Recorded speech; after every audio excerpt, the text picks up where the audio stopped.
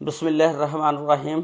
अस्सलामुअलैकुम वरहमतुल्लाहि वबरकातुहू। क्या हाल चाल है जी? ठीक ठाक है। उम्मीद अल्लाह के हुक्म से आप सब इंशाअल्लाह खैरियत से होंगे। आज के व्लॉग में मैं आपके साथ एक इंतहाई अफसोसनाक वाक़या जो कि जड़ांवाले के इलाके में पेश आया। वहाँ एक फैमिली रहती है, उस फैमिली के सरबराह का नाम था मोहम्मद सलमान। सलमान साहब की एक बेटी होती है जिसका हम नाम फर्जी रख लेते हैं शहजादी। शहजादी ने जब इंटर किया तो उसका दिल चाहा कि मैं आगे पढ़ूं। उसने फैसलाबाद में सत्याना रोड पे मछली फार्म के पास एक बहुत बड़ी प्राइवेट यूनिवर्सिटी है, उसमें दाखिला ले लिया। उसके बाद उसने आने जाने के लिए एक गाड़ी जो है ना, वैन किराए पर रेंट पर ले ली, यानी उसके साथ बात कर ली, क्योंकि वो जो वैन वाला था वो पिक एंड ड्रॉप करता था बच्चियों को स्कूल में।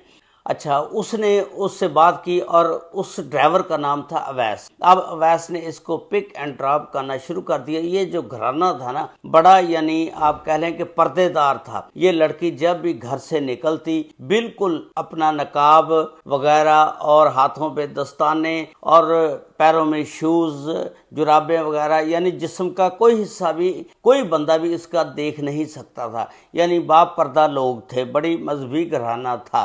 एक दिन ऐसा होता है कि अवैस जो है इसको लेकर गाड़ी में जा रहा होता है, और जब जा रहा होता है कि रास्ते में किसी और बच्ची को लेना होता है। ये कहता है कि मुझे अपना मोबाइल देना, मेरे मोबाइल में बैलेंस नहीं है। मैंने उस लड़की को पूछना है कि अगर जाना है तो मैं आ जाऊं, वरना हमें यहाँ का चक्कर ना लगे। इसने कहा कि ले लो मोबाइल, आपने कॉल करनी कोई बात नहीं। वो इतना तेज था, नौसरबाज था, रंगबाज था कि उसने फटाफट इसके मोबाइल का सारा डाटा जो था अपने मोबाइल में व्हाट्सएप के जरिए तस्वीरें, पिक्चर जितनी भी थी पड़ी, जाती प्राइवेट, वो सारी ट्रांसफर कर ली। उसके बाद इसने ड्रामा ऐसा किया कि कान को मोबाइल लगाया, फिर लेकिन वो ड्रामा करके मोबाइल वापस कर दिया। वो शहजादी लड़की जो थी उसने कुछ नहीं सोचा, उसने कहा कोई बात नहीं, कॉल किया, मोबाइल मुझे वापस दे दिया। जब इसने इसको यूनिवर्सिटी में छोड़ा उसके बाद इसने उसको कॉल की कि आप बहुत बापर्दा हैं ना, आप बड़ी पर्देदार हैं, बड़ी पर्दा करती हैं।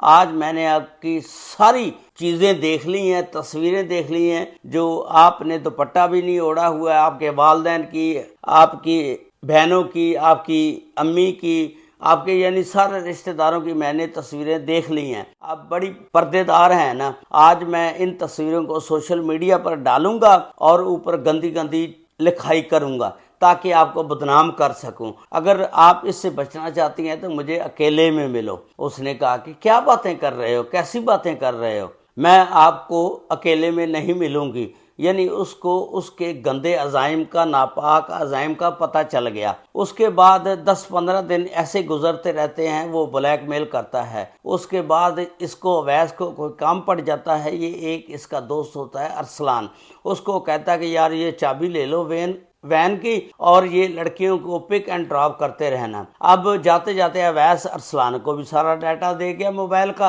और अरसलान ने फिर उसको भी ब्लैकमेल करना शुरू कर दिया। अरसलान भी यही बातें कहता कि अवैस के साथ जो तेरे ताल्लुकात थे और जो तस्वीरें हैं सारी मेरे पास आ गई हैं, मैं अब सोशल मीडिया पर डालूंगा। उसने तो कुछ नहीं किया, लेकिन मैं वाकई डालूंगा। अगर आप इससे बचना चाहती हो तो मुझे अकेले में मिलो। अब ये और ज्यादा खौफजदा होगी कि मैं किस जंगल में फंस गई हूँ। इसने कोई और प्लानिंग सोची कि मैं क्या करूँ। इसके जहन में आ गया कि अरसलान का एक बड़ा भाई है अदनान, वो भी पिक एंड ड्रॉप का काम करता है। उसने अदनान से बात की कि भाई मेरी इनसे जान छुड़ाएं, इनके पास मेरी तस्वीरें हैं, ये मुझे हर रोज़ ब्लैकमेल करते हैं। अगर वो तस्वीरें इन्होंने सोशल मीडिया पर डाल दी, मेरे वालिद को पता चल गया, मेरी पढ़ाई जो है ना बंद हो जाएगी, ख़त्म हो जाएगी। मेरे वालिद ने कहना है कि पढ़ाई ख़त्म करो और घर बैठ जाओ। अब अदनान कहता है कि अगर आपने इनका मुंह बंद कराना है, आप इस तरह करके घर में जितना भी जेवर है वो सारा जेवर लेकर आ जाओ, मैं इनको दे देता हूँ, इनका मुंह बंद करा देता हूँ। वो लड़की झांसे में आ गई कि चलो कोई बात नहीं, मैं जेवर घर से लेके दे देती हूँ, हो सकता है कि ये डिलीट करवा दे सारा मेरा डाटा और मेरी पढ़ाई जो है जारी रहे। इस तरह मैं पढ़ाई जारी रख सकती हूँ, वरना मेरा अबू जो है ना वो मुझे पढ़ाई से रोक देगा और मेरी पढ़ाई ख़त्म हो जाएगी। दूसरे दिन ये सारा जेवर लाती है और अदनान को दे देती है। अदनान जो है ना अब जेवर भी हड़प कर गया। अब जो वक़ुआ है वो 27 मई को हुआ। इस पर आते हैं। ये 27 मई को दिन 12 बजे उसको कॉल करता है कि आप इस तरह करें, वैन में आ जाएं और मैं वो सारा जो डाटा है ना डिलीट कर देता हूं, मैं मोबाइल लेकर आ गया हूं। अब जो शहजादी है उसका पीरियड जो है 12:30 बजे जब ख़त्म हुआ, वो अदनान के पास जो वैन पार्किंग एरिया में खड़ी होती है उसके पास आ जाती है और वैन के अंदर चली जाती है कि चलो ये डाटा जो है ना मोबाइल का सारा डिलीट आज कर देगा। जब वो अंदर जाती है तो वो पिस्टल निकालता है। उसने फ्रंट स्क्रीन जो है कपड़े से ढांप ली और शीशे वगैरह भी सारे बंद करके उनको भी ढांप दिया।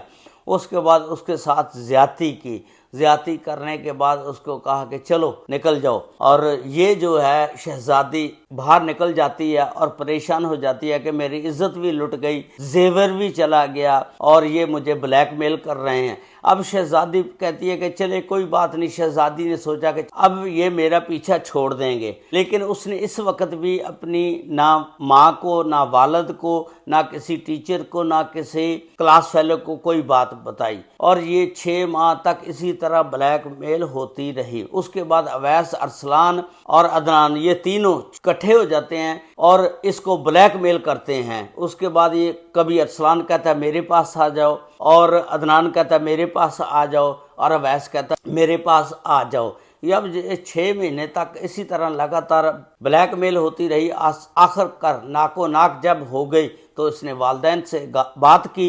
इसने 5 नवंबर को अपने वालिद को बताया और वालिद बहुत ज़्यादा गुस्से में आया। उसने फिर इसको साथ लिया, थाना सदर फैसलाबाद SHO को मिलते हैं और आकर उसको सारी बात बताते हैं।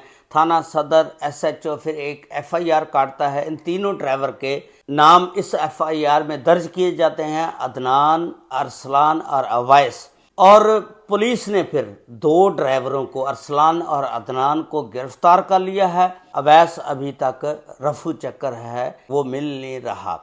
ये था आज का वाकया। इस वाकये में ये था कि अगर अवैस ने मोबाइल डाटा से तस्वीरें ले ली थी ना, क्या हुआ, आप वालिद को बता देते या कोई गाड़ी बदल लेते, आप वही वैन इस्तेमाल करती रहीं, अपने वालिद को बता देती तो वो इस मामले को हैंडल कर लेते। बच्चियों को चाहिए कि कोई भी बात हो अपने पेरेंट्स, वालिदैन के साथ ज़रूर शेयर किया करें, क्योंकि आने वाले वक्त में आप बच सकती हैं। आगे आगे आप उनके जंगल में फंसती गई और अपनी इज्जत भी लुटवा बैठी। इसमें अगर शुरू में ही वो सारी बात अपने वालिदैन से शेयर करती, वो गाड़ी बदल के दे देता, सारा कुछ ख़त्म हो जाना था। ये था आज का वाकया, व्लॉग जो मैंने आपके साथ शेयर किया। बड़ा दर्दनाक वाकया था।